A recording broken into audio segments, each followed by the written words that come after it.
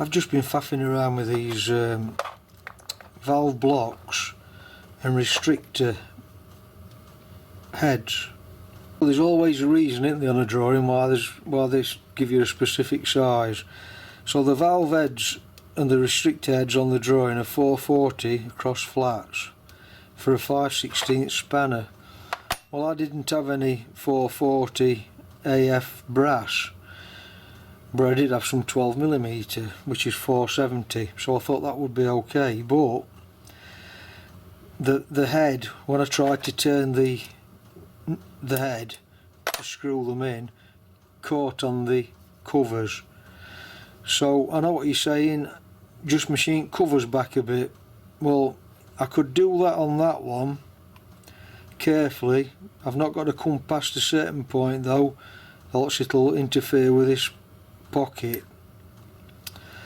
But I couldn't do it on this one because it's a weird shape, and I didn't want a machined edge and then a cast edge, if you know what I mean. So I've left it all the cast edge, and I've just scalloped out where the head of the bolt goes, and I've also reduced these down to 440 for a 5/16 spanner instead of a 12mm spanner, which I was going to use. So that's that sorted. Then I can move on now to the next part. I'm just making some gaskets for all these components now, and I'm using all the parts as templates just to mark them out.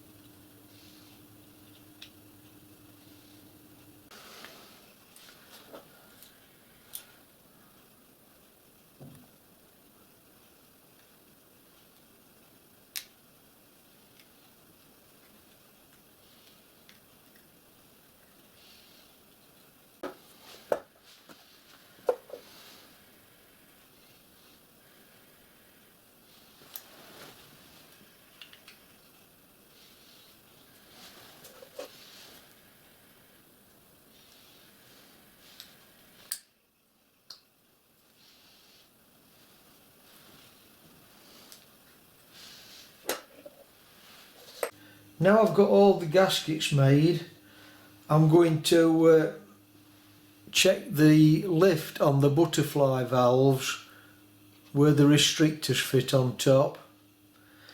So once these restrictors are screwed into the body, the butterfly valve wants to have a lift, according to the drawing here, of 1/32.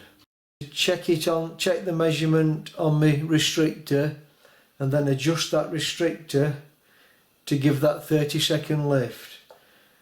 And then once I've done this side, because this is the side with restrictors in, the other side is different. It's got valve seats in here.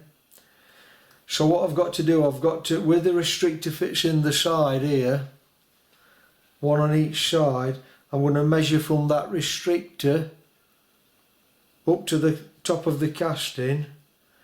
And again, once I've got my valve seat and my butterfly inserted into the valve seat, that length then wants to be a 30-second less than the length from the restrictor to the top of the casting.